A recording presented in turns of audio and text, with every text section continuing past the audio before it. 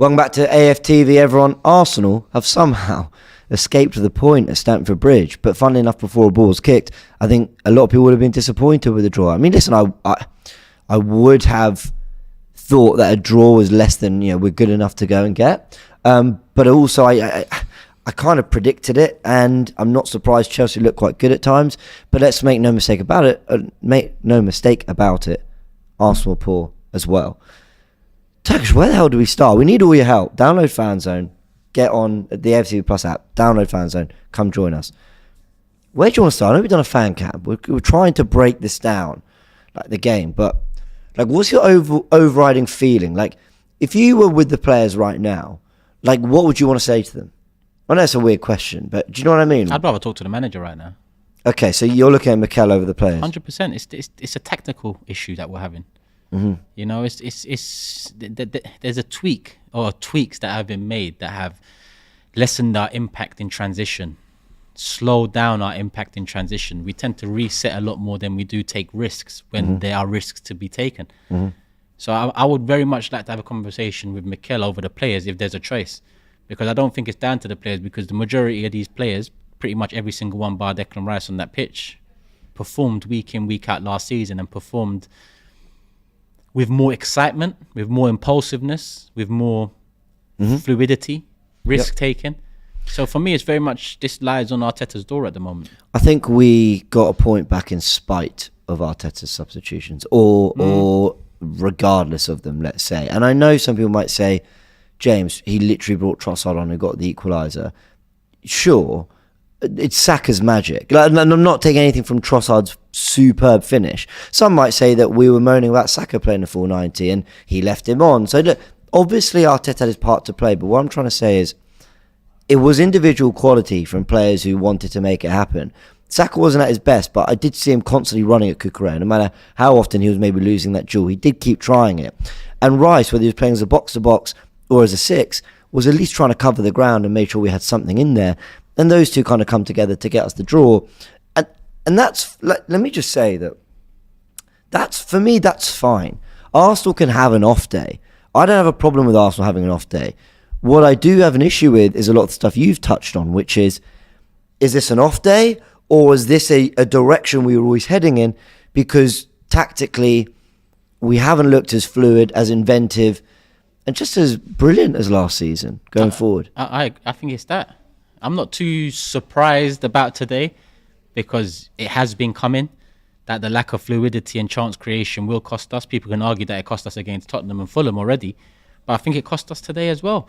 I think Chelsea started the game on the front foot. They took it to us, and rather than us use that and play between the lines at a fast pace and take advantage of them, we struggled to play at the back, because and a lot of people will praise Chelsea's press for that, but as much as yes, the press deserves praise, I think equally we were so poor trying to break the lines and take those necessary risks. Yeah. And someone said here earlier when I just mentioned, what's his name? His name is actually name. He says, Turkish, we lacked hunger, and that's on the players, my guy. Listen, hunger breeds impulsiveness. Hunger breeds risk-taking. Hunger breeds emotion. And this is everything that I see Arteta taking out of us tactically. Less emotion, more methodical, system-based passing, breaking down, tiring the opponent out, choking them out. I don't think it's the players' hunger. I think it's that they're being asked to do a specific role, each individual.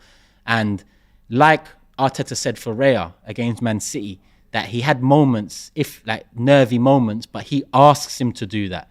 I think Arteta asks every single player to do something that they might not be overly familiar with, and that's what takes out that impulsiveness. Okay. Even that hunger. Let me play devil's advocate, because I do agree with you. I'm a firm believer, if you're an attacking force, you score goals, you frighten teams, the City result of Wolves, I said it wasn't that surprising. They had 4 shots in the first half against Fulham, and everyone goes, oh, you stat merchant. They won 5-1. They had 3 shots in the first half against Fulham, so there's something about them where they're not getting up to speed. And so when you then play an Arsenal where it's a tight game, Wolves where they make you defend, even against Brighton today, they're not having that many shots, and then Brighton get one back. these things for me are little signs that kind of tell you that maybe a little dip or a little bad result or a dip in performance is coming. So I believe score goals, being an attacking outlet, that's how Liverpool won the league. You know, scoring lots of goals, Salah, Mane getting amongst it. But if I'm to just offer the devil's advocate side, because I'm trying to understand why Arsenal looks so much more conservative with Arteta right now, I feel like if Arsenal's, let's say, flair, expansiveness is right here, like this, in like a ball. Last season it was kind of out and expanding. It was chaotic. I don't know how to explain it other than just make gestures with my hands. Like, we might score 5, we might concede 2. We beat Bournemouth 3-2 with a 97th minute winner. It felt amazing, but you're not going to win titles if so often you're needing late goals against Bournemouth, against Villa, or whatever. You know, you need to be more controlled to a degree. And he's pulled it all the way in. And almost there's that sense of, we might not be as chaotic and get the 2-3 goals that we can get, play brilliant football, create low chances, but we're also less likely to lose control going the other way. And whatever we say about Chelsea today, who I've given a lot of praise to, I thought were really good, they still didn't carve us open that... Maybe that's not true. It could have been 4-5 up. Through mistakes or through them... You can argue mistakes. You can argue good pressing. Either way, they could have been 4-5 up. I don't care how, but they could have been 4-0. Look, yeah, I started taking it back as I said it. Palmer nicks it off Real. That should be 3-0. There was also a point where Palmer nicked it off a defender, and instead of playing through Sterling, who was 4 yards in front of him through and goal, he tried to curl it in from outside the box. That should have been a goal. And there was the Jackson chance. No, you know what? Okay, yeah, I take that back. And so maybe today's game's not a good example of it. But generally, even when we've dropped points, I've not seen teams doing that much in the way of getting shots and great chances in front. So I wonder whether he's just trying to bring it all in and have more control of it. But you're right. Does that stifle players like Odegaard, who was poor today, who can be inventive, who can make things happen? Does it stifle Martinelli and Saka, who, my God, bless them, they tried today. For sure they tried. But it was so difficult. They were constantly crowded out because it's like we didn't want to commit to an underlap or an overlap or, you know, something that resembled like flair. Yeah. So I don't know how I feel about it. I think I feel, like I said earlier, that goals win you games, and I want us to be more of an attacking force. But I can't deny that last season defensively we were a mess, and with so many games we didn't have control of: West Ham, Southampton, Brighton at home. Towards the back end of last season. Yeah, and you know, could you say that they tired? I don't. Texture, I don't know. Obviously, we also had injuries in key positions defensively that probably cost us as well. Rob Holding being one, because you know, in the transition, he's not exactly going to help. Like, listen, I mean, we haven't built on last season, in my opinion, tactically, and our performances kind of show that. And it's still very early days, and we're still unbeaten. So credit to Mikel and the team for that. Yeah. But I don't see this working over 38 games if it doesn't improve. How does it improve? I'm struggling to understand how it improves. Vieira's left out of the squad, so when Odegaard's having a bad game, you know, all right, Emil Smith-Rowe comes in, but Vieira was the one, you know, coming in earlier parts this season and actually pulling out an assist or pulling out a moment here and there. Kai, you bring him in the summer, 65 million, a hell of a lot of money. He doesn't start your two biggest games of the season, well, two of the biggest games of the season, Man City away and Chelsea away. Yeah. So there is, you know, with not starting Havertz in the last couple of games is an admittance that you've probably got it wrong, and you're hoping that it can turn around, because he's a young player, he's accustomed to the league, so you'd expect him coming in at this price to be starting these games. But obviously Arteta's not been happy with his performances so far, like we haven't. So there's in my fan camp, I said Arteta needs to fix this, and he does need to fix this. There's no point burying our heads in the sand and acting like our shit hasn't been stinking at points this season, because it has been. Yeah. Regardless of us looking at the table, I mean, Tottenham win on Monday, they're clear at the top. So we can look at the table and make of it what we will right now, but other teams and other clubs can do the same, because we're all up there at the moment. I've argued they've had a much more favourable run, but yes, I agree, and ultimately the results matter. You look at the table. We're going to take call-ins just a sec, but I sort of, on the fan cam, I tried to articulate it as best as possible. I kind of realised kind of why I'm fine with this result. And I mean, Turkish always finds a way to make it about Havertz. Listen, we've bought in a player this summer for 65 million to upgrade a position that needed upgrading for years. Even though Xhaka stepped up last season, for years we were crying out for a new 8, a new partner for Partey or a new partner for Odegaard. And then we buy the man, that doesn't even get played in the biggest game. So it's not about me finding a way to make it about Havertz. When we're struggling to create chances, I'm going to look at the investment we made in the attacking midfield positions. And I didn't just mention Havertz. I mentioned Vieira too, who was out of the squad. Heavy investment was made on both of those players, 105, 110 million together. Neither of them start this game. One's not in the squad, and the other comes on and really doesn't really look up for it again.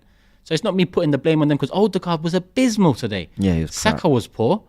Martinelli tried, but really Gusto had the best of him the majority. Yeah, Gusto did really well. Declan Rice was probably his worst performance of the season so far. Yeah, it was probably still a 5 out of 10. Yeah, because he's been so good. Yeah. So I'm not even putting it on him. Saliba, listen, for the goal, I think he was a bit careless in the way he approached it. But at the same time, you can say unfortunate. Zinchenko, please. Like, I'm not just blaming Havertz here, but what I'm trying to work out is how has our chance creation lacked so much this season? Why is our transition so poor this season? And whether Havertz plays or he doesn't play, there's a question mark around him. If he plays, is he good enough? If he doesn't play, why'd you buy him? That's just part and parcel of football. But you know why I'm feeling okay. And I know that a lot of people might think, James, come on, Chelsea are 11th. They lost to Villa and Forest at home. You know, we should be beating them. We just beat City, blah, blah. I've made 3 predictions that I think have gone slightly against the grain. One, that we'd beat Man City. A lot of people didn't feel we would. One, that we'd draw this game. A lot of people felt we'd win it. But also we'd win the league. Like, for me, Arsenal are just doing what I expect them to be doing. I thought we'd beat City at home, because I felt the fine margins, especially at home, would fall our way and we'd have enough. I felt that Chelsea were a much better team than people thought, and they showed that in parts today. I didn't think we'd be so poor, but cool, our quality came through. And I really do believe that City aren't at the moment showing any more than Arsenal are to win the title this season. What they've got is a catalogue of we've done it. They've got a trophy cabinet that goes, you know we can do it. So whether we look like we're going to do it, you know we can. Yeah. We can languish in 5th, and you know we can do it. When I looked back at the 2021 season where they won it quite comfortably. Remember when Man United finished 2nd, but they were rubbish under Solskjaer? Yeah. They were actually 9th after 8 games or something. But I don't ever remember thinking that City looked a disaster back then. Why? Because you knew they could do it. So Arsenal haven't done that, right? And they're not going to prove that in a win against Chelsea at Stamford Bridge. They're going to prove it when they lift the title. That's when they get to that, like City have. But I just feel like when I look at the 2 individual teams, and I'm not thinking too much about the outside stuff, I don't think they're showing anything so much that we're not yet, even if today was You're looking poor. on the bright side of things. Yeah, of course I am. I'm a fan. I'm a fan. If I ask you to put your mortgage on one of the 2 teams going 10 on a 10-game win streak, who are you putting it on? Okay, that's it. So we can look at the bright side of everything in life. But the fact is, what the matter is, when you're looking at the bright side, there's a fucking dull side that you're hiding in the back. On my life, Turkish. On my life. On your mortgage. On my mortgage. I'm genuinely not convinced that City are definitely winning this title. No, I'm not saying. I'm saying, who would you, if you had to, who would you put on 10-game I would winning go streak? on the team that have proved they can do it. But if there's not, my life on the line, and I'm making a genuine prediction, I predicted we'd win it, and I think we will. And this, for me, everything is going as I've kind of thought it would. Really? Not maybe in terms of the football we're playing. I thought we'd be more expansive and more exciting. But I remember I came in, I didn't have a good feeling about the Tottenham game. Yeah. I did about City, I didn't about this, but I got a good feeling about our season. And that's not listen, that's not science. I can't quantify that. I see that Chelsea and Tottenham have looked good. I see that City have looked a little off. And I've just made predictions based off that. And over 38 games, very hard to judge, but I feel good about the team.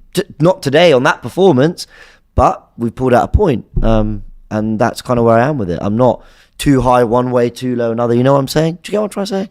Yeah, listen, I'm generally a pessimist, as people know. And you're generally an optimist, as people know. And so that's, I wouldn't call you a pessimist. I'd say you look at the colder facts.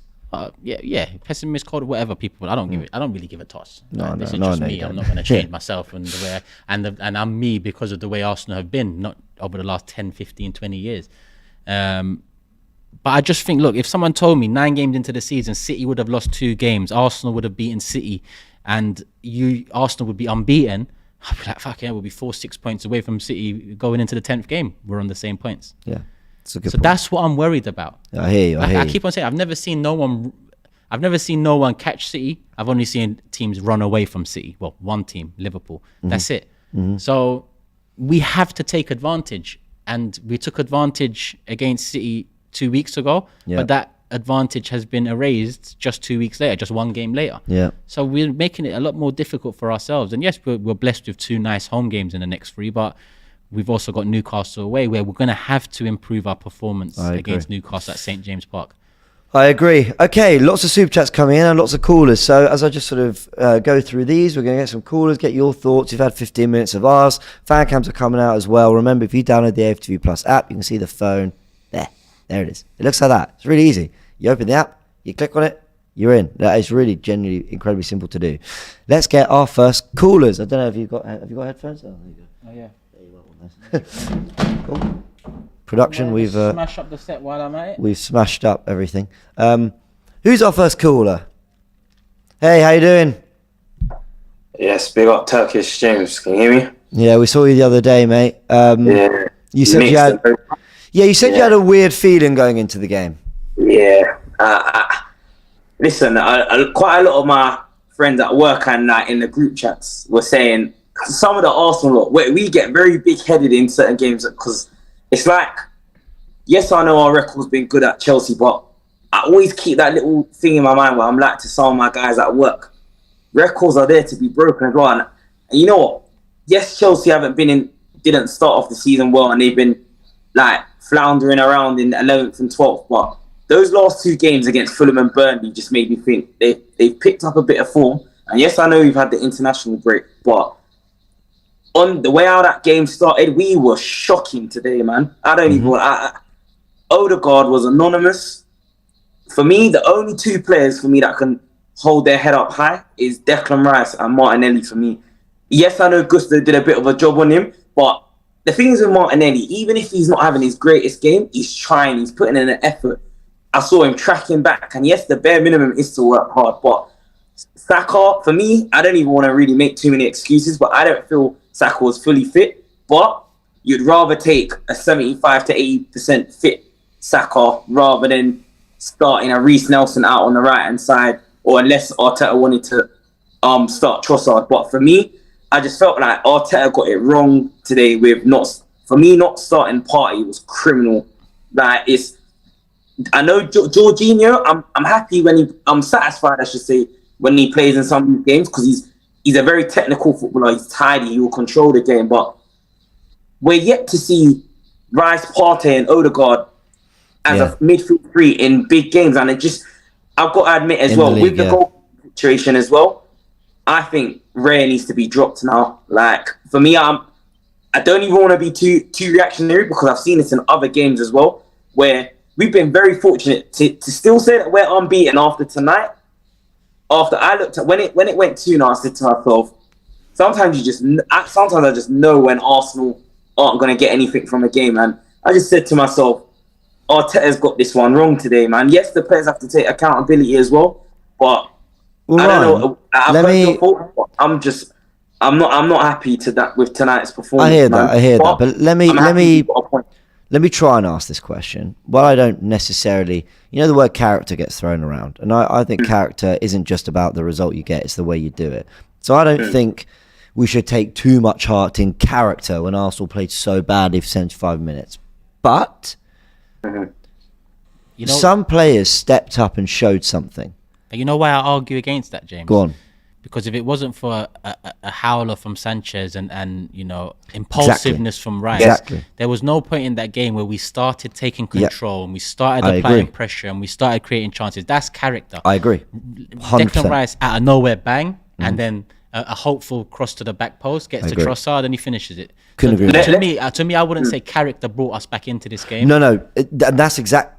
Sorry, the way I was phrasing the question, I completely agree with you.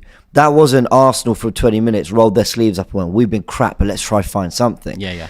But there were still players that came through with some big moments. And I think that deserves some praise, Ryan. I don't know what you think. Most definitely that. There's like I said, Rice for me, Rice, Martinelli, Saliba was unfortunate with the first handball that went out. But listen, it's very harsh for me. If your hands are up like that, like for me, it wasn't intentional. Yes, it was the ball strikes his hand, and I can understand the way how the rules are and technology with the VAR system. I knew that was going to be a penalty, but I just feel like there was no point in that game today, James, where I felt Arsenal were going to score, and that sounds mad. We are 4 years into this project with Arteta. We've spent near turn off 700 million, and Chelsea are only into about 4 months of this project with Poch. And you'd have thought that they were 4 years into their project with the way how they were playing today. And for me, Cole Palmer and Sterling, for me, luckily I'm not a Chelsea. I hate Chelsea anyway. But if I was a Chelsea supporter today, for me, I would feel like that's 3 points dropped.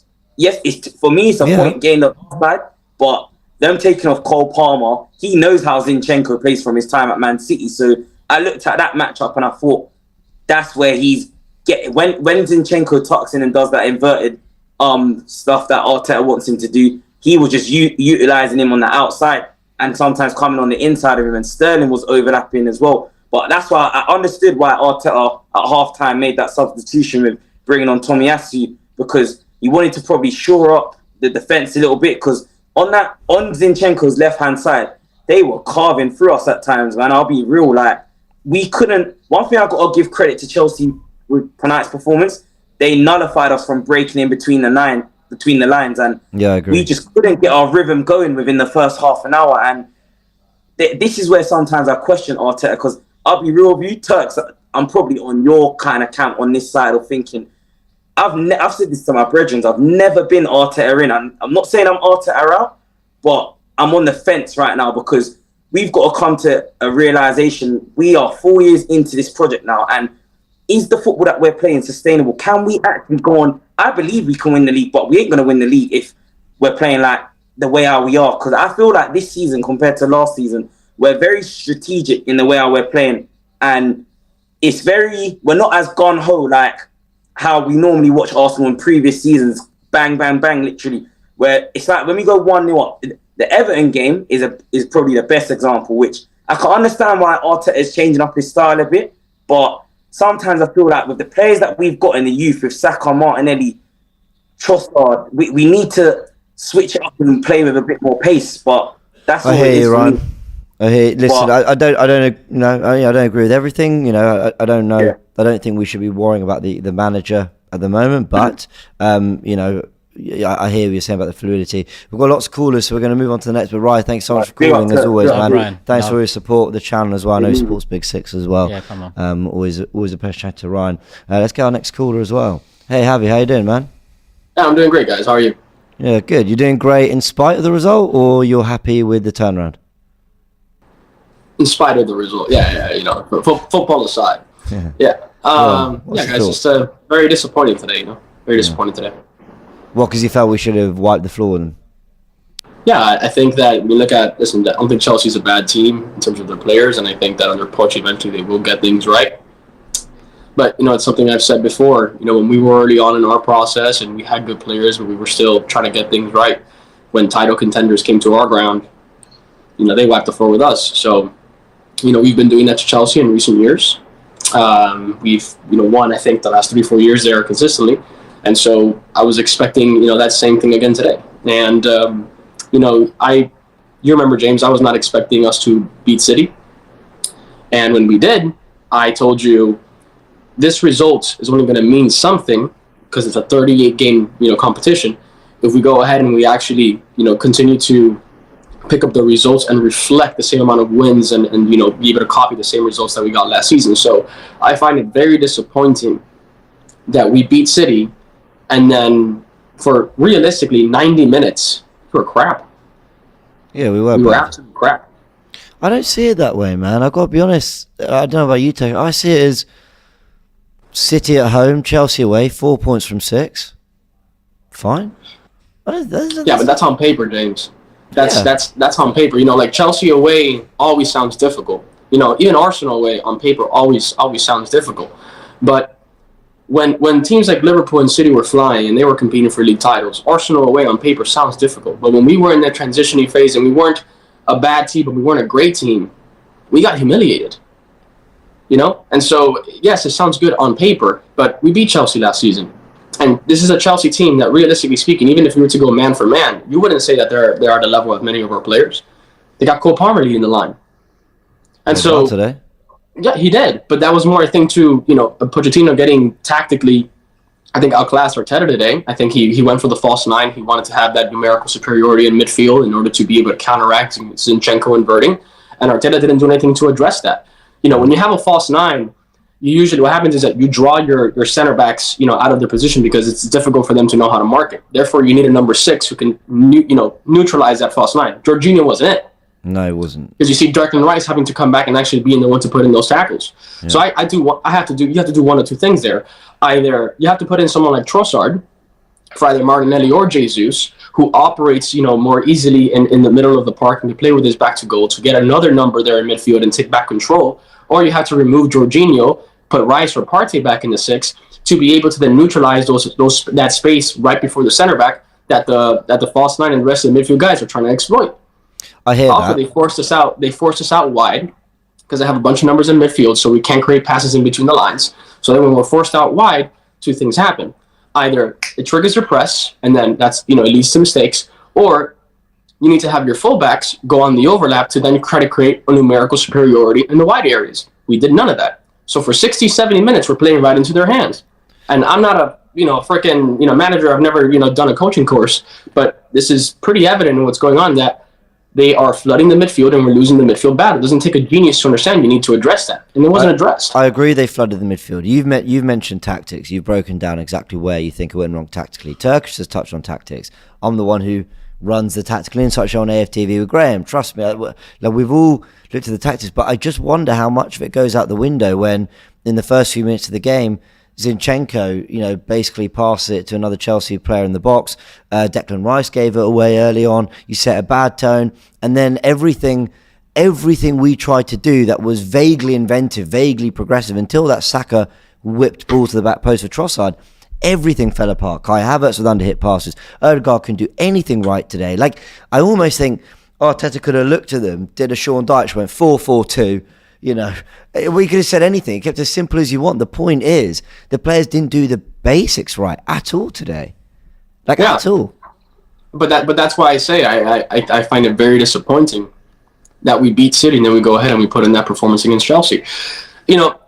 I played baseball over here in the States, and obviously a different sport, but I had a coach of mine who I was my coach for 10 years. He once told me, I don't care about the physical mistakes. What I care about is the mental mistakes, because anybody can screw up. But when you're not on it, that's what I can't forgive. You don't think the players were on it? You talked about Zinchenko. Mate, you're in your own box and you're making a 3-yard pass to a guy that's also in the same penalty box when they're pressing you. Yeah, it was poor. If you tell me that, you're running in on goal and you see a guy who, you have to square it and you screw up the pass, okay, I'll get angry at you, but it was the right decision. Physical mistakes can happen, but those are mental mistakes that shows me that you're not on it, that you're not concentrated. Did you feel that? And this team, this season has been showing that a lot.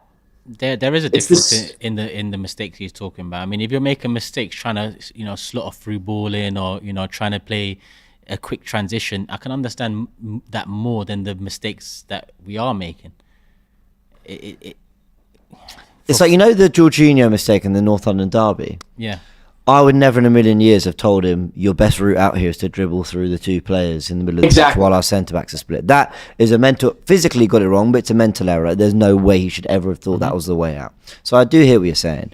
Javi, I don't know kind of what to end on, because, we have ultimately nicked a point here. It is 6 wins, 3 draws. We are undefeated. I know I'm Mr. Let's look at the bright side, but I expected Chelsea to be good. I know you say that you also think they're a decent side. What positives do you take from this? None, really. Guys, it's got to be something. No, listen, football. I think football and maybe boxing are perhaps the only sports in which statistics don't always necessarily win you the game. Right? You can be a boxer, you can be getting absolutely pounded for 12 rounds, and all of a sudden you throw a punch, it lands, it hits the guy in the right spot, you knock him out. Football is actually one of those sports that sometimes you can, do a smash and grab, or you can walk away with a point or whatever, even though when you didn't deserve it at all. Chelsea were probably deserved to be 3-4-0 up by halftime. The positives that maybe I can take are the fact that Trossard continues to prove that he's a game changer, but does Arteta start him? We've seen Arteta actually play Trossard in midfield before, in that Smith Rowe role that he's wanted him to play. Has he utilized him at all this season, despite the fact that Havertz has never done well? So I don't know what positives to take. Turkish mentioned earlier that this is on Arteta, and again, this goes back to the summer transfer window. We're approaching, again, a very big game, and the goalkeeper who you brought in not only, I think, was responsible for the goal, but then he almost, gave an assist to Cole Palmer and just almost had him walking back in the net. I mean, this is the guy that you brought in. Clearly, that I'm sorry, lads, and it's not just that one game. It's been a couple of games now where he's looked shaky.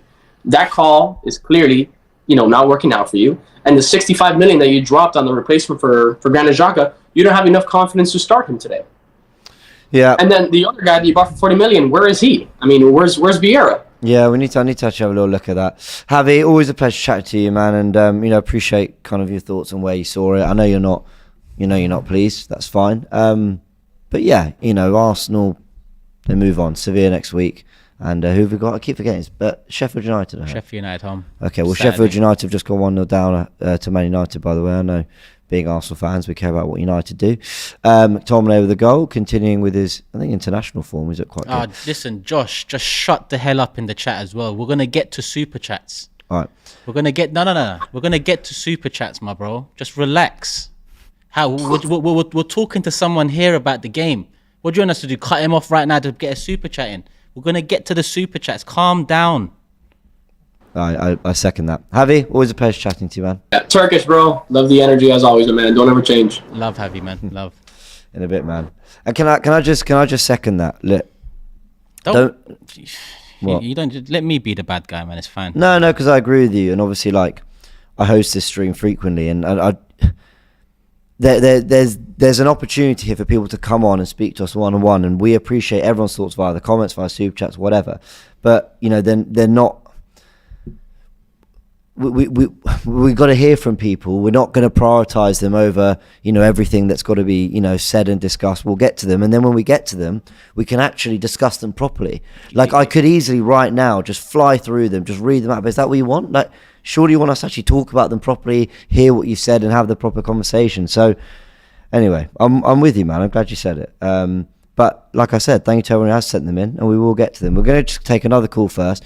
Who's our next caller? I believe we've got loads of people waiting to chat. Hey, how you doing, Deanie? Hey, Sheffield United got a penalty right now. Oh, nice. Right, I was thinking, why is this guy smiling? What's going on here? Nah, but Deanie sees, Deanie, I know you took positives from that. Help me out here. All right. Let's just start with the negative. Let me just say how it is. Let me just start with the negative for the second, because for 70 minutes of that game, I was crestfallen. Like, it was a tough watch today for most of the game. I will say with Saliba, the penalty is unlucky. We've seen it in other games as well, where players are jumping for the ball and their arms are just in those positions. And to be honest, Trossard's header is not even going on target. It's actually not even going on target. So in hindsight, it's not really even stopping that goal scoring opportunity, because that ball is going off the field. But it's unlucky. We move on. And for the first half and for the beginning of the second half, we weren't really creating much. Like Javi said, Chelsea could have been 4-0 at half time, and it could have been absolutely devastating. But then, for some reason, Raya's like how many yards off his line, and then Mudryk gets that goal, and it's like, no way is this happening right now. No way is this happening right now. And we weren't creating enough. It was, for most of the season, like we've been saying, there hasn't been that fluidity that we've seen from last season. It's not there, and I feel like there's a lot of control going on. I understand why Arteta wants to have more control in games and this, that, and the other. I get it, but we've lost that attacking fluidity at the same time as well, because I see a lot of man doing this, just hands out like this, have the ball, and everyone's just like, okay, hold on, let's just hold our positions for a bit and then try it, work our way around. But Chelsea were just cutting through us continuously.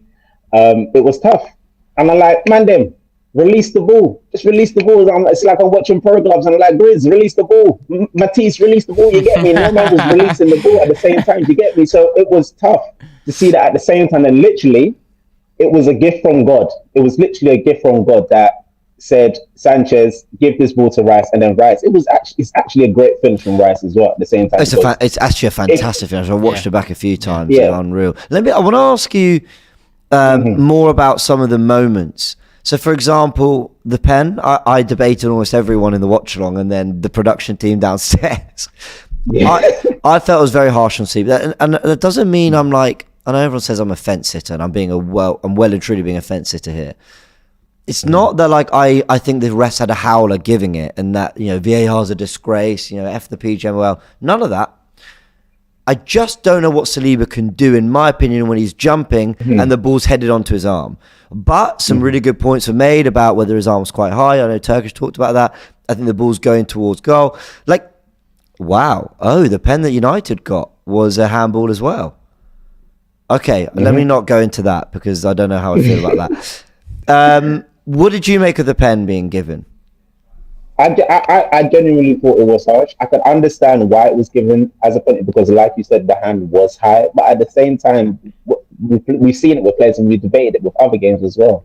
You're jumping, the way you're jumping, your arm's going to go up and this, that, and the other. Both hands were up at the same time. So it's harsh, but I knew it was going to be a penalty anyway. I knew it was going to be a penalty. So from that moment forward, I'm thinking, okay, we need to collect ourselves now. We just need to brush ourselves down and collect ourselves. So we didn't really collect ourselves until the 77th minute when that gift from God came for us at the same time. And it was a tale of two goalkeepers today. Two goalkeepers that have come from Brighton and Brentford respectively, Cubs on the up at the same time. But can they handle this pressure when it's Chelsea and it's Arsenal at the same time? And we've seen with Raya in the last couple of games, he's been faltering a little bit.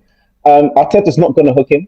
That's just not what's going to happen at the same time. But Ramsdale's probably watching us with his new baby in his arms. He's like, yo, babes, you see this bread is keeping me out of goal right now. Like, it's mad. It's actually mad right now. But at the same time, I don't know. We need to find some fluidity because we've got the Sevilla on Tuesday. And if we even draw or lose that game, it's looking precarious. For what it's worth, I just had a little look. In the current reading of the rule, yes, a handball is penalised regardless of a deflection off another player's or same player's body. That's according to one source, sportingnews.com. So there you go. I mean, that contradicts some of the stuff I thought I'd read about. So, do I think that's fair? I don't know. Each individual circumstance is so different that where they're falling over is trying to make a stringent rule about it. That's the biggest mistake they're making. You've just said it can hit my knee, then go up to my hand, and they could give a penalty for that. When last year it wasn't that. Why did they change that rule when that part of the rule was actually correct? Good. I agree. But they've changed it now to make it easier for a ref that if it hits his hand, whether it hits the person, the opposition player, a pigeon and comes back down and hits their arm, give a penalty. That's what they're saying now. Just give it. Give it. It doesn't matter. Guy might fall over, hand might hit the ball. Just give it. The setting of rules are too stringent for situations that require individual analysis. You cannot just have a plain rule and cover it across 38 games and 20 teams and say, this is the rule, implement it. You agree with that, Dini? I do agree with that. I feel like everything's trying to be too intricate now. It's so intricate now. Like Turkish literally just said right there, the plain rules, you can't even do it right now. Because if you take all that intricacy away and just make it plain again, everyone's going to complain, and then you want to come back to this point at the same time. So it's just, I don't know where we go. I don't know where we go here in terms of the rules and this, that, and the other. But in terms of all that, we would just look back on the game today, and we just didn't play well today. At the end of the day, we didn't play well, but we escaped. We literally escaped through the back door somehow with a point, and we're still unbeaten. And I feel like that's the only positive we can really take from today. But we need to improve, and quickly. Dini, always a pleasure chatting to you, mate. Always a pleasure. Every time. Take care, boys. Thanks, man. Thank you. Love Dini. Just for the next call, and Sheffield United are drawing 1-1 with United. They put that penalty away. Can I just ask the chat to update me with the UFC if anyone knows? Sorry, I know it's off subject, but man. Just tell me. Production don't want to have it ruined. Well, listen, I'll let you fight that over. I agree with you. They shouldn't have a blanket rule. A penalty is 9 times out of 10 a goal. Mm-hmm. So I think they got to be really sure about what they want leading to essentially a goal. And at the moment, they're focused too much on things like arm in unnatural position. And I understand that. But then also that's subjective. So, for example, you think that Saliba's hand is too high, whereas I think he's doing what I'd expect him to do to propel himself to jump. So is that kind of subjectivity and that fine line worth, like, basically going, yeah, pen? I don't know how to explain what I'm trying to say. It just feels like, it feels too, I want to say soft, or I don't know, like, unfortunate on the defender. It benefits the attacker, doesn't it? Look, they bought in VAR to make things easier for the refs. Yeah. And then on top of VAR, they're changing rules to make things easier for refs. How about you look at the fucking refs? How about you look at the people making the decisions? Because if you have an ex-footballer there, they know about body shape and whether it be a tackle or handball, whatever it is. A football player, an ex-football player knows certain time your hand has to be there because your body's trying to do something, or knows that this tackle looks bad slowed down, but the reality is in real time it's not as bad as, you know. They need to have better decision makers. Instead, I agree. They've got clowns and they're making it easier for the clowns. Yeah, and I'm honestly not trying to point score, but I said on the watch along that Gary Lineker and John Terry are two players who, I mean, you know, John Terry has got a dog in the fight. He's a Chelsea fan, and he went as far as saying in his tweet, look, I'm glad we got the pen, but I'd be furious if that was given against me. And that's not me saying, well, there you go, case closed, it's not a pen. Because I still understand why it's given. Some people in the comments are saying, yeah, but if Cole had done that, you'd be screaming for it. On hand on heart, I don't think I'd be screaming for it. I think maybe, in my bias, I'd be going, I don't know, I've seen that given, so why aren't we given a pen? When you have these blanket rules, and you said it perfectly, when you have these blanket rules, defenders in a high pressurized situation with 60,000 fans watching, whatever, they're like desperately doing whatever they can to try and win the game for their team. So can you lunge and desperately look like your body's all over the place, but really you're just trying to do your best to defend? I just feel like footballers can be harshly caught on the wrong side of that sometimes. Yeah, of course. But then when they don't have people that know what it takes to be on that pitch and make a slide tackle or make a header, challenge, etc., making the decisions, then of course you're going to get these sorts of, you know, rules looked at in this way because of this sentence in the 7.6.1 rule of the PGMOL hand. It's just too much. Like they've algebraed the whole thing up.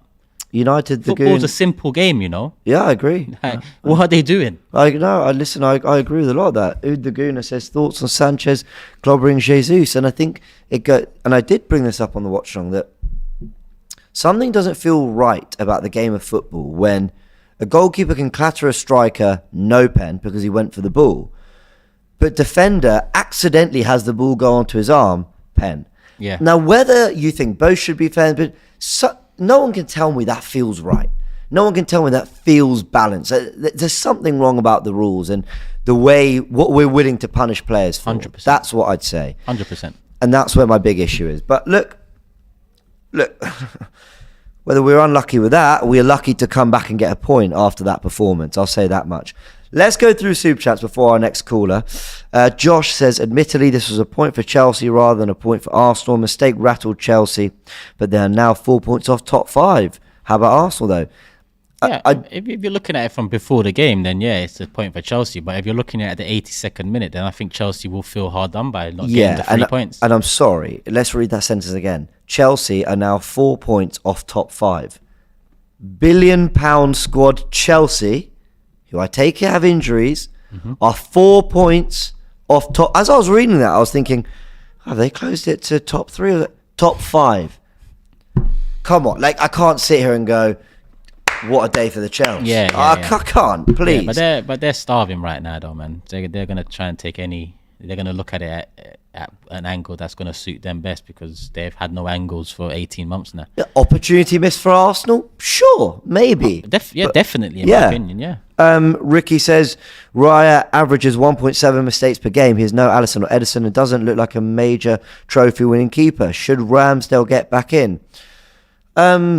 You know, with the Raya thing on the Mudryk goal, I don't blame Raya as much as a lot of people are because you're modern day keepers and Raya in particular, is a keeper that tries to think one step ahead. Mm-hmm. So he was off his line because he assumed the ball was going to come in for a cross, which it was. Even when the ball comes in, it was meant to be a cross. And if you're a few yards off your line, you're better placed to collect the ball. And we've actually given him a hell of a lot of praise in the first few games he's had in terms of his cross collection and presence in the box. Proactive, yeah. So that's why he's there. The fact that Mudryk hits it, you're not looking at the goal at all, and it floats over Raya and goes in. I'm not going to blame Raya for that, but I do blame Raya for holding onto the ball for too long and allowing Cole Palmer to get it, and really should have put us 3-0 down. And other little moments where he's too slow, but then Arteta comes out recently and says, I've told him to be slow. So can I blame Raya?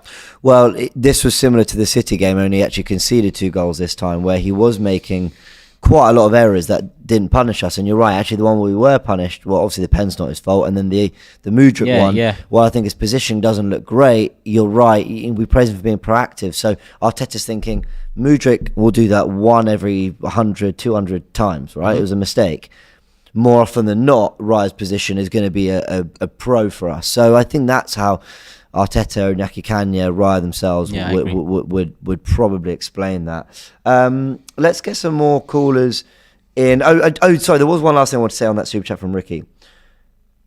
De Gea made a lot of errors when he first started at United. Mm-hmm. Sometimes the pressure of a big club or whatever, you've got to come through it. De Gea ended up becoming a title-winning goalkeeper for United. I'll reserve judgment, but you're on the pessimist side of things? Yes, please, always. He comes from a foreign league and he was a teenager, I think, when he came to United. Whereas Raya is an experienced player that's been in the league for a few years now. So yeah, fair enough. All right, let's get our next caller. Spot on Turkish on Raya, says Jean Ren. Goonali. Listen, man. Listen, I hope everyone's good, man. I hope everyone's good. Listen, you know what? I don't really like leaving games with more. I don't like leaving games with more questions and answers, and that's what I'm finding with Arsenal a lot these days. Put yourself in the middle of the screen, mate. Act like you've been here before. Hey, listen, what's going on? I'm trying. The hell? I'm not good with that technology, but no, I'll be honest, man. I'm not happy, man. I'm not happy, and we can talk about the players and the mistakes they've made and all that stuff, but ultimately, David Raya, he permeates nerves for me, and I've said it week in, week out. He's not good enough. You can't start with Raya though, man. I don't know why you can't start with Raya. You know what? You know why I'm going to start with him, because he's one of the people that people have been leveraging and lobbying to get into the team, etc., etc. And I just don't see the hype with this guy. I don't see what's so good about this guy. And even you and I, the Turkish, we've had back and forths about the stats from last season, etc., etc. But he's just not good enough. I don't know what it is that people keep trying to push this guy into the team, and I don't get it, man. I don't get it. But look, for me, I don't think that he's going to take us to the promised land. I really don't. I don't think he's got the nous. I don't think he's got the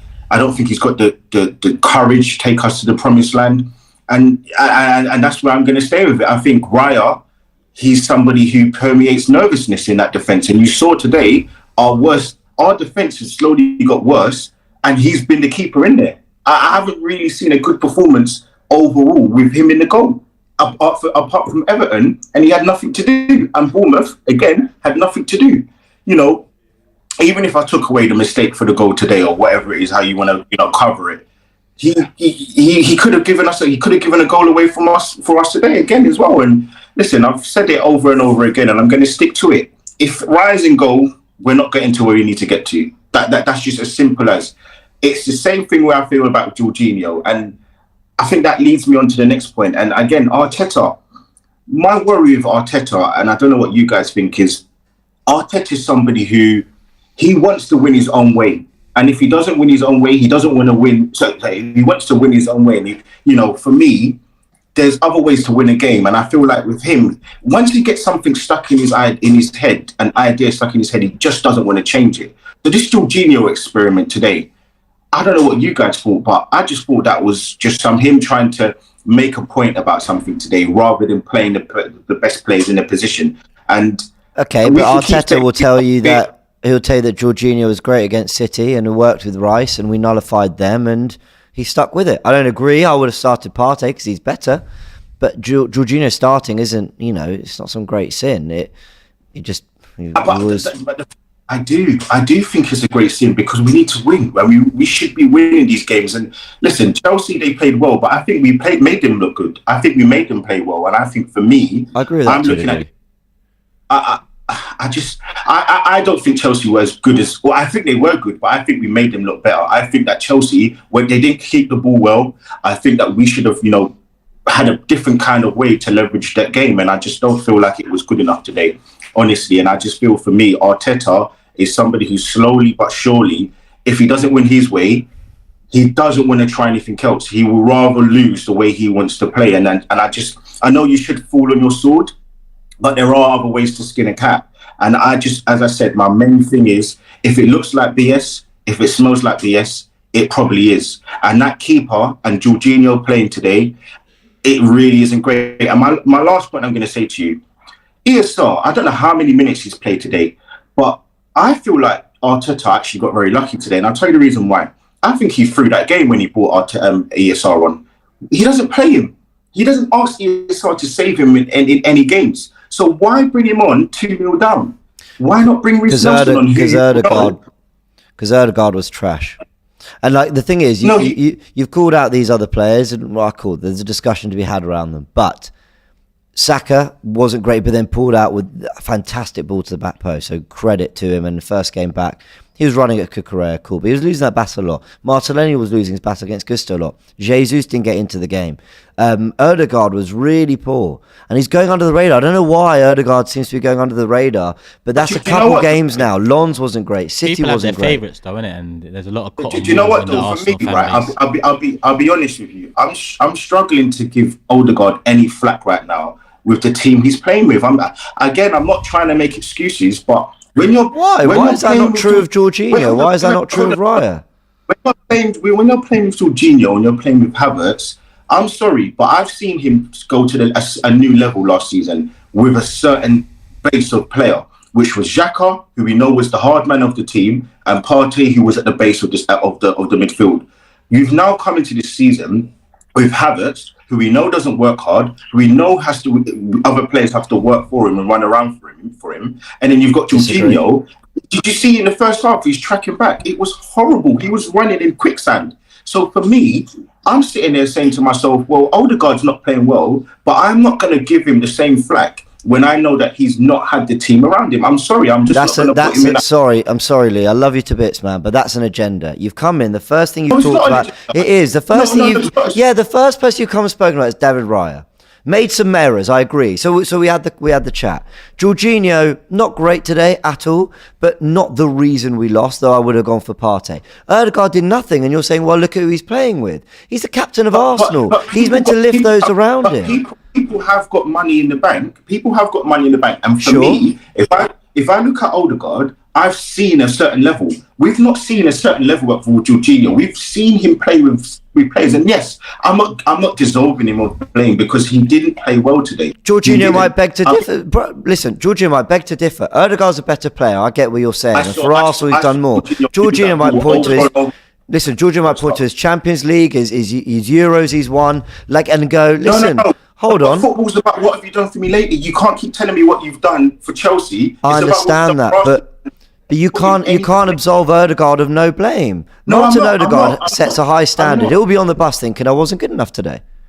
No, what I'm trying to say is I'm not going to put a flack on Ødegaard the way that some others are, because as I've said, he's playing with players who currently, yes, he's played majority of his games with Rice, but he's played with Havertz and he's not played with Partey pretty much all season. So for me, to put him at the fault of our issues right now, I'm not going to do that. I'm looking at the players around him and thinking, okay, right, this guy's got to a certain base level. Why is he not playing well? Is it something about him or is it the players around him? And maybe he's working too hard. Maybe he's got other things on his mind where he can't go out and express himself and be the creative force that he normally is. And again, I understand your point, but I'm losing confidence in the team, and I'm honestly, it's not one game, it's not two games, it's been the whole season. I'm losing confidence in the manager because I just genuinely feel that over the course of this season, what he's trying to do is he's trying to make himself look like the star. And it's the formation changes, it's the team lineups. putting Partey right back. And listen, James, I think we can all be very fair and give him credit for the things he's done last season. This season, I think he's an egomaniac, and I think things are going to his head. And the fact that he can be so arrogant to keep trying to put Partey right back tells you more about him than anything. He hasn't done that since week 3. Because he's been injured. Yeah, so why'd you use that against him? Like, Arteta's not rid of criticism. Okay, I agree with you, but like... Yeah. But 6 wins, 3 draws, level on points with City, like a point ahead of Liverpool, who everyone tells me is amazing. Like, James, of course there's negatives, but my word, man, like egomaniac and I agree there's an arrogance. He wants to do it his own way, but like... You told me I was going too far-fetched when I said that I didn't rate Raya 3-4 weeks ago. And you still, I don't feel like I'm saying things which aren't correct, but like are far-fetched.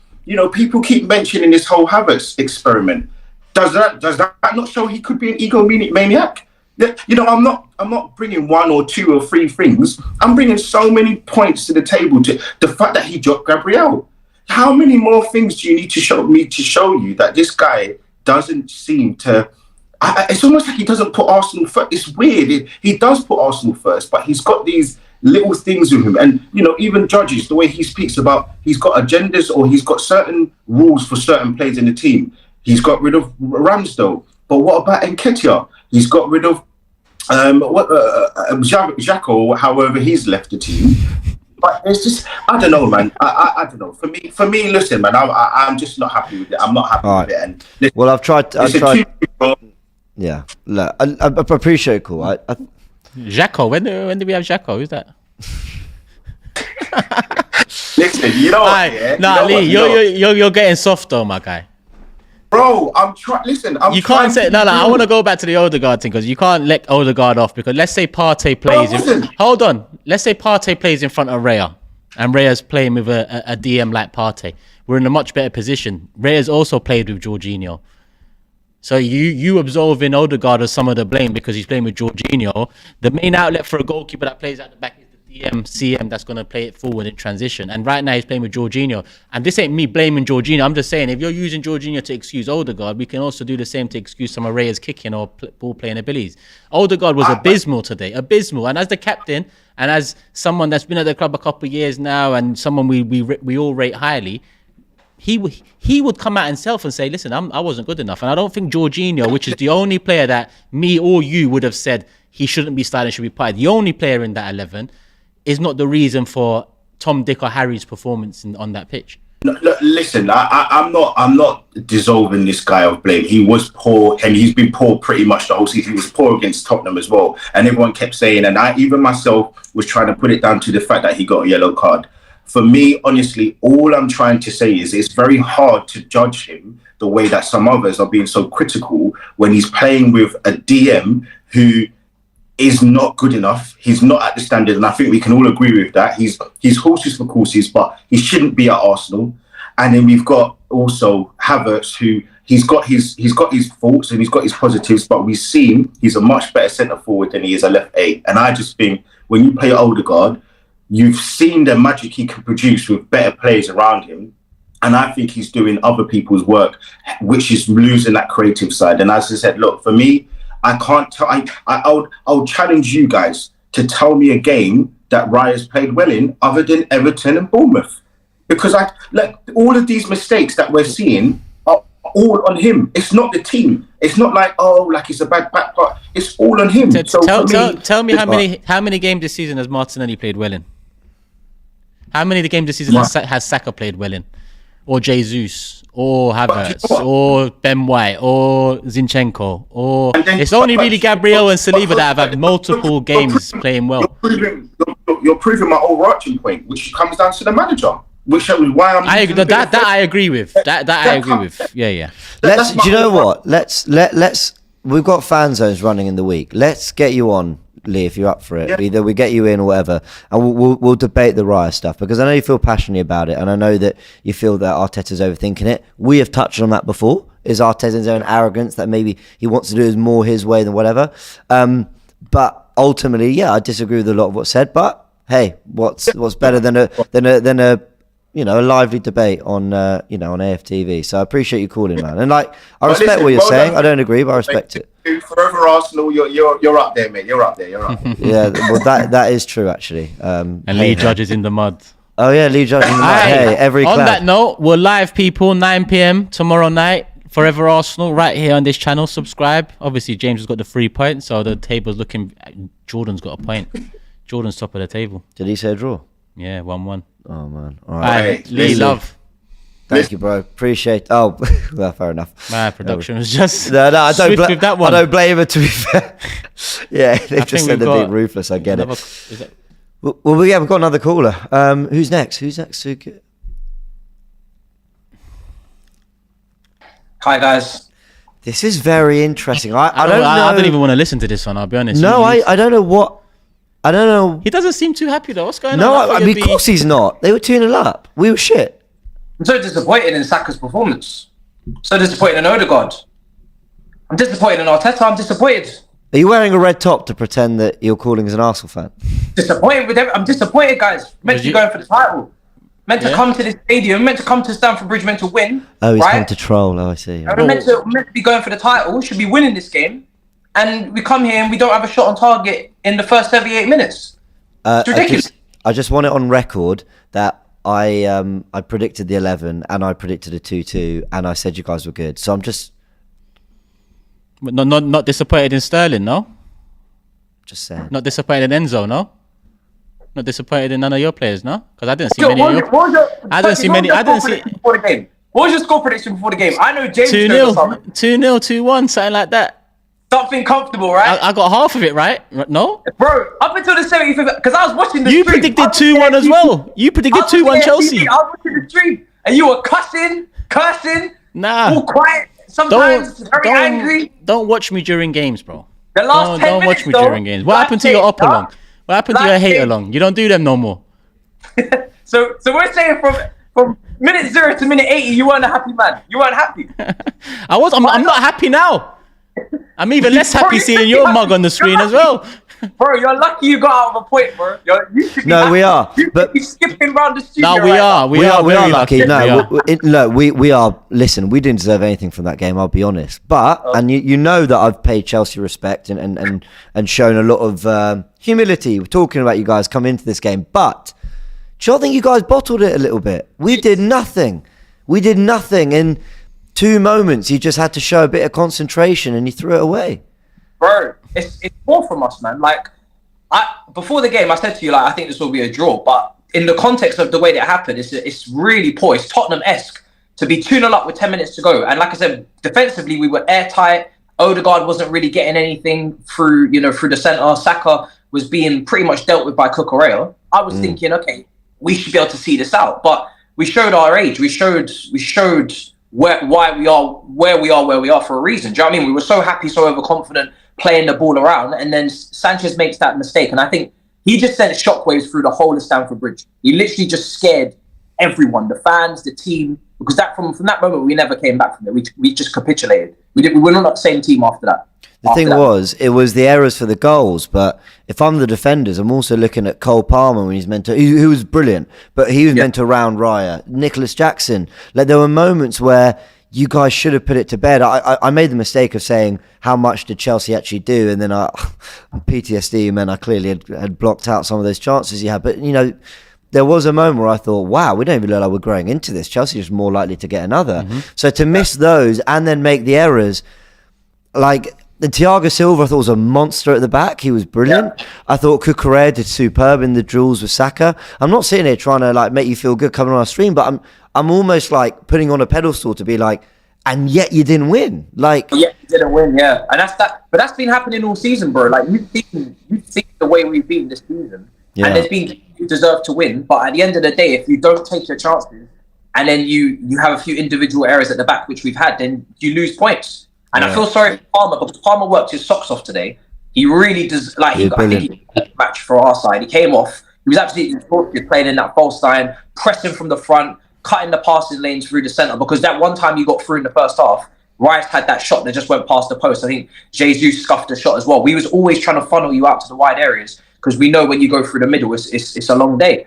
But yeah, man. I mean, Sanchez has to hold his hand up there, and bro, I'm gutted, man. I'm honestly gutted, because if you told me that 2-2 against Arsenal at home, I'd be furious with the fact that we didn't close it. I wouldn't have believed you, but that's what happens in the game. It's the context. It's mad. Agreed. But yeah, Turkish, bro, you didn't win, bro. Nor did you lot, man. I get this guy off my fucking screen, man. Hey, we'll talk, though. We'll talk. Don't worry about that, my guy. We'll talk. You guys know where to find Matisse, man. Go check out Matisse Armani YouTube channel. How you celebrating tonight? No, we're not celebrating, bro. I'm really annoyed, honestly. I'm really annoyed. That's why I tried to troll you as an Arsenal fan, because I was like, yo, I'd rather speak on your team right now, because that was poor. Yeah, you guys had a full strength team, no injuries. Raya, by the way, I couldn't get him into any combined 11s this week. Look how bad he was as well. Both the keepers were having clangers. I can't believe the winner of this debate was Aaron Ramsdale after all that. We were all wrong. I'll tell you who's shameless though, Mudryk. How can he fucking celebrate like he's Messi after scoring a fluke? Is he mad? Yeah, I hear it. Is he absolutely mad? But didn't Saka do a similar thing when he fluked? Yeah, but I got onto Saka as well. Ago. Yeah, I got onto Saka as well. Yeah, it was very shameless, I can't lie. It was shameless. Yeah. The game's a game, Matisse. The game's a game. I'm looking forward to Big Six. Let me put it that way. I'm not, but I'm sure a lot of people are. Matisse, thanks for having me on your channel the other day. I appreciate it a lot. We'll chat soon in a bit, my friend. Big up. Obviously, go check out Matisse's channel. As I said, Big Six, and he's on DR Sports, doing fantastic work. And yeah, I'm glad you said love him to bits. I'm glad you said we didn't win, neither did you. Yeah, bro. And he flipped it on Big Six. He predicted 1-1 here on box to box. He predicted 2-1 Chelsea on Big Six. I did see. But I get it, siege mentality, right? Yeah, I get it. And he kind of got backed into a corner for that one, but yeah. I heard Toes go, we got him. Yeah. But you know what? In fact, you got me. He was nearly right, man. Chelsea looked good. I hate to say it, but they did look good. And I'll be honest about those kind of things. I'm not one of these fans who's got to troll Chelsea just for the sake of it. There's plenty of trolls to troll Chelsea for. They're a decent side. They showed it today. All right, last couple callers. Who have we got? Hello, what's your name? Steve, pleasure to meet you, man. Welcome to AFTV. Welcome to FANZONE. Yeah, good. Look, there's been lots of ups and downs here, from the Raya conversation to the starting 11 to should we even be happy about this because the performance was so bad, but we nicked a point, but we're undefeated, but the fluidity's missing.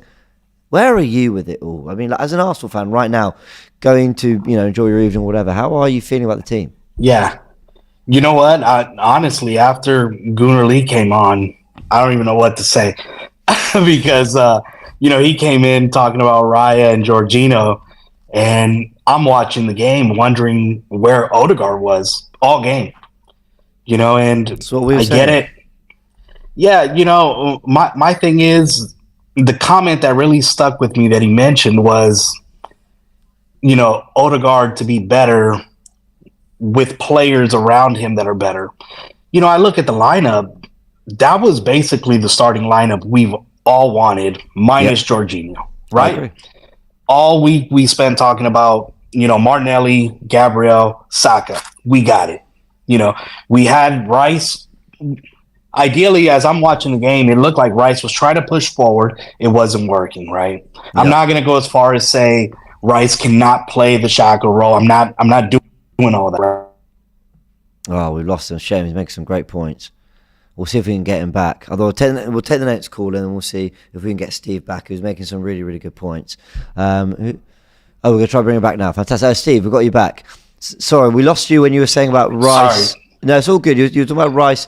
You're not writing him off doing the Xhaka role, the box-to-box Yeah, role. no, I absolutely not, right? It's just one game. But, I look at it, and a lot of Arsenal fans, a lot of friends of mine too, they'll try to divert from if Saka had a bad game, Odegaard had a bad game. You just call it, you got to call it what it is, right? They were complete crap. They were crap, and I expect more from Odegaard. But at the end of the day, I see a lot of gloom. We drew, not ideal. I was fuming when we were down 0-2, but we drew. And the biggest disappointment for me as an Arsenal fan coming out of, the Manchester City game really is that, I really thought they were going to come and at least show up, right? And it looked like we were just dead in the water. And that to me was the disappointing part. The subs came in, they made a dip. Trossard, I'm not one of these Arsenal fans that say, Trossard is the most amazing thing here. We all know Martinelli's the guy. He's our guy. He's the starter. And I almost feel like Trossard really flourishes when he comes in for those last 15, 20 minutes of the game where we need like some type of spark, some type of change. And that guy, for the most part, comes through.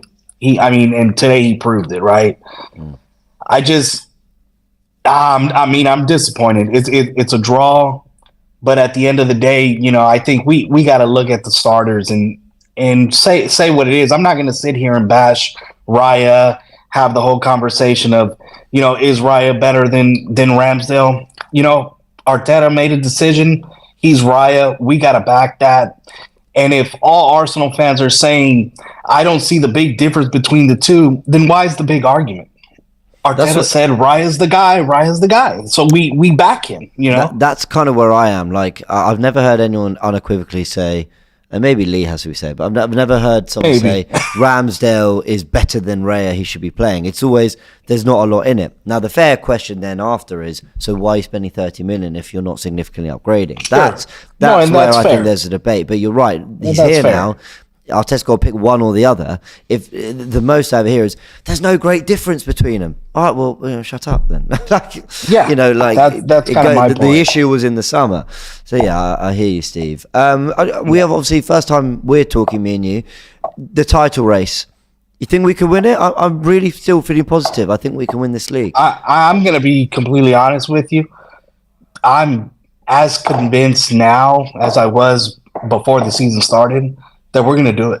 Love it. We're going to do it. And that's where I am. We are not playing. I think all of us are wishing and hoping that we're going to see the Arsenal of last year, the flash and we're not doing that. And I think it's evident after so many games, we're not doing that. And I get it.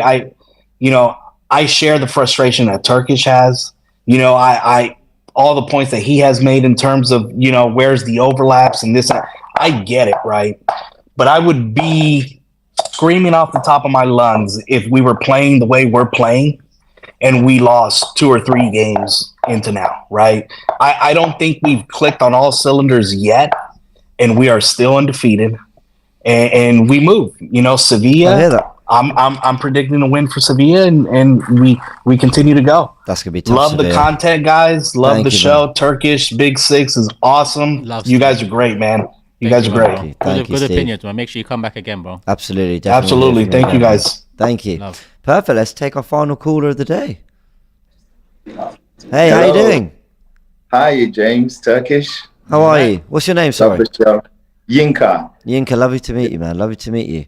Yes. I'm going to ask the same question I just asked Steve. Like, when you're taking it all into account, how are you feeling about the season? There's kind of a long list of positives you could look at. There's a long list of negatives. I mean, how are you feeling about it? How do you balance the positives today? No, the season. Oh, sorry, I missed it. Yeah, the positives are that we're about to see the UFC here. Sorry, we did not lose. We did not lose. We know Odegaard is better than that. I thought Saka the last 10 minutes started to pick up, and I think he's going to kick on from here. I just think in this game, I think they were overconfident coming in. We just beat Man City, so who are Chelsea, who've been rubbish, and they woke up. The stadium was on blast. They hit us, and it took us a while to recover, and we just couldn't get back on track. I think that the midfield, I don't think we played anyone with who uses a false 9 this season. We're used to having a central person, so there's more balance, a little more space. Everyone's blaming Odegaard, but I think they planned for him. They planned the ball. He couldn't get the ball. Yeah, they definitely planned. People around him, most of and I think they targeted him. They definitely set up the midfield. Him off, they cut off the head of the dragon, and he's the one who sprays everything, and it just couldn't get going. Yeah. I can see why maybe he didn't start Partey. His injury prone, just come back from. Jorginho played well, and I just think that if we had held on, if we had come out of the first half on par. Maybe he would have come in to shore things up, but it didn't work out that way. I think that in the long run, we are going to be fine. I think we're going to win this league. I really do. I love that. Hell of a lot of positive spin there, Yinka. I want to ask you about any concerns you might have, because fair enough, good question. I'm on the Ramsdale side. Again, I'm not so much blaming, what's his name, Raya that much. I just like my goalkeepers taller. Another couple of inches, you never know. He might have tipped that over. He has Arteta has to learn to be a bit more flexible, but I think he's still. We forget he's not that old a manager. He hasn't won anything. There's a lot of pressure on him. I think that he will get it right in the end.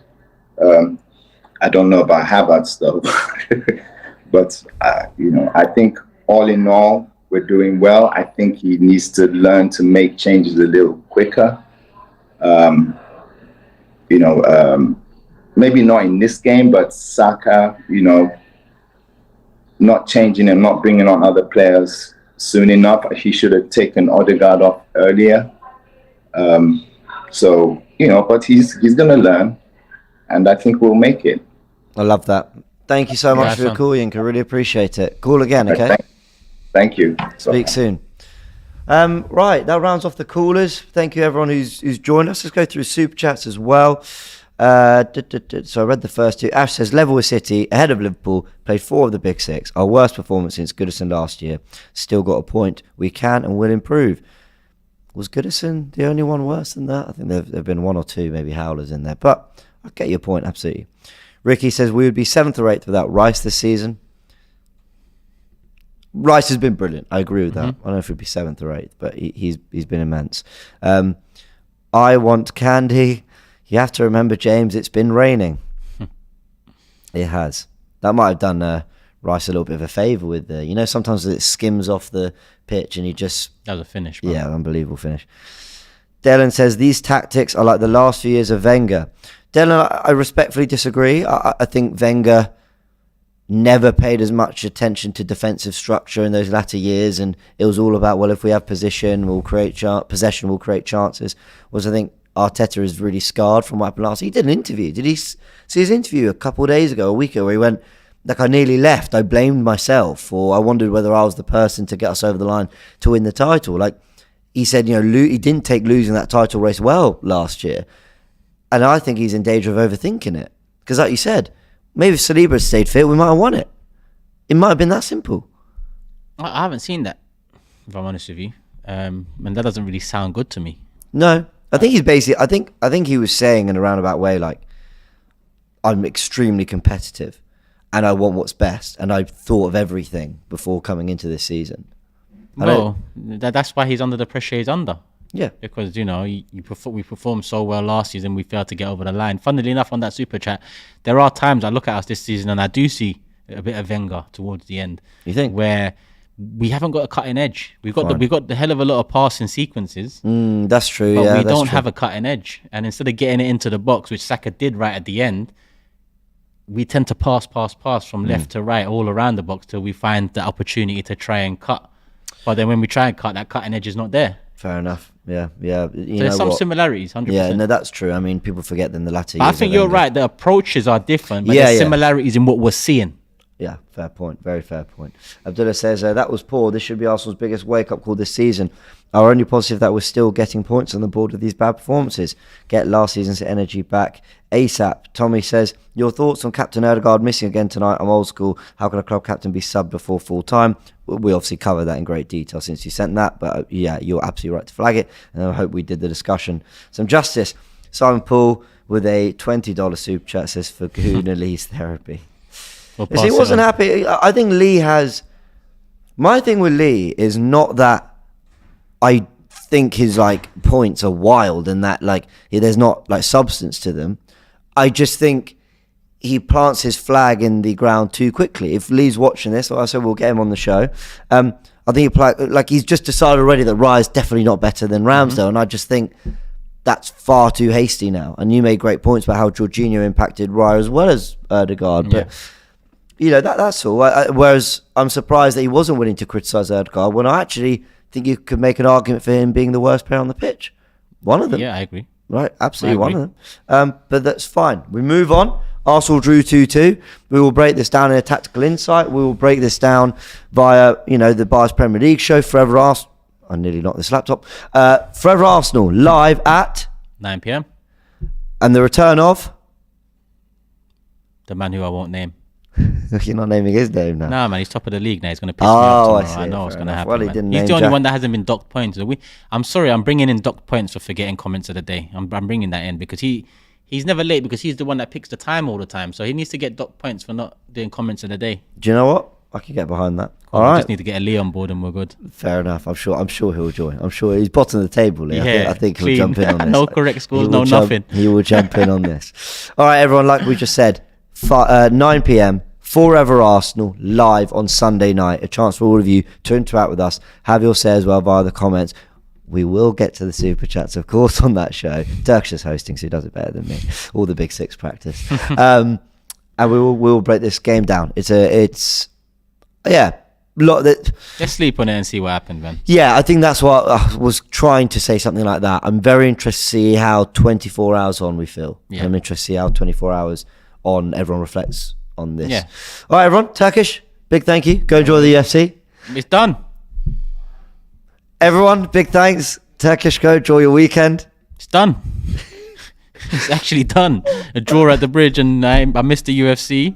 People wonder why I'm upset all the time. Love for the love anyway. Hit the like button, people. We're out. Peace.